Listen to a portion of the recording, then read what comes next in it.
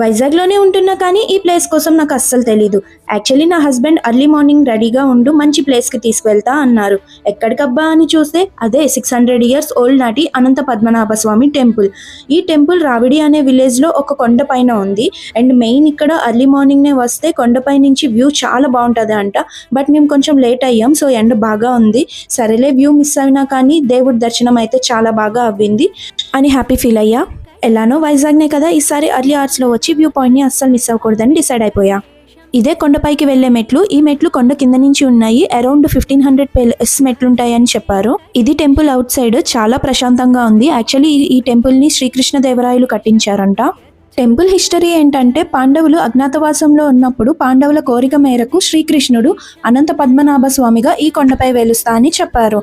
So ఒక రాతిపై పద్మనాభ స్వామి వారి నామము అండ్ శంకు చక్రాలు కానీ కనిపించలేనట్టు చిహ్నాలు ఉంటాయి. ఇదే టెంపుల్ హిస్టరీ. ఈ టెంపుల్ ఎక్స్పీరియన్స్ చాలా బాగుంది. మీకు నచ్చితే లైక్ చేసేయండి.